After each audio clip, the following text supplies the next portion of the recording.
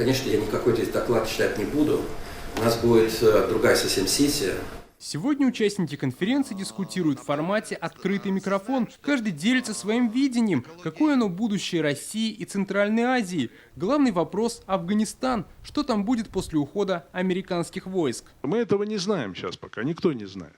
Но во всяком случае совершенно очевидно, что и Россия, и Центральная Азия вместе, мне кажется, если мы будем вместе работать, предстоит, в общем-то, сделать для того, чтобы попытаться умиротворить Афганистан, добиться стабилизации, в том числе и через экономический интерес.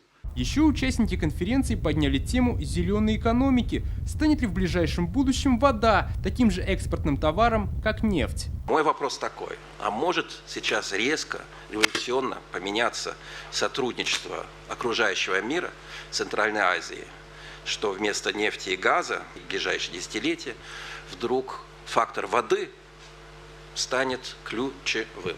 Водород повезет пока, что более-менее понятно, скорее всего, Россия. Уже первое соглашение о строительстве водопроводного трубопровода идет в разработке с «Газпромом». Также эксперты обсудили политику России в Центральной Евразии, как ее воспринимают в странах региона. Как отметили, Россия действует в целом эффективно, но ей нужно быть более последовательной. Звучали два этих взаимосвязанных тезиса, что мы понимаем, что Россия – это важная держава, но хотелось бы, чтобы эта большая и важная держава была более последовательной и определенно в своих действиях.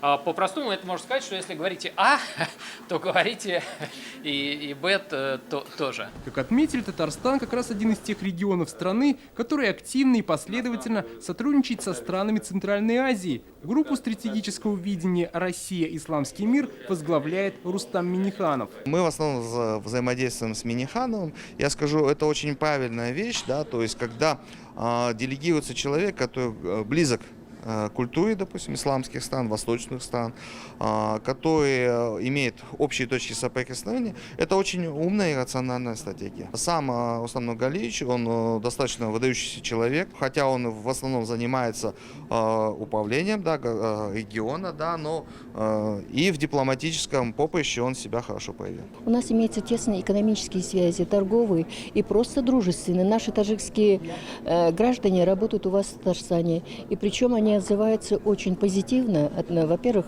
дружественные отношения, и, во-вторых, они чувствуют здесь у себя как на родине. Гости конференции отмечают, встреча в Казани прошла плодотворно. Главное пожелание – встречаться здесь чаще. Даже вот прозвучало такое предложение, чтобы ежегодно пусть Валдайский клуб собирается именно в Казань, да, как центра, которые стягивают, понимаете.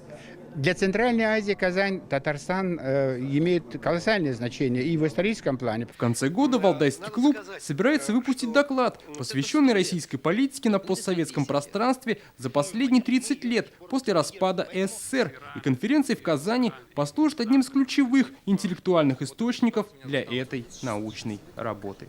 Дмитрий Аринин, Марат Зайдуллин, ТНВ, Казань.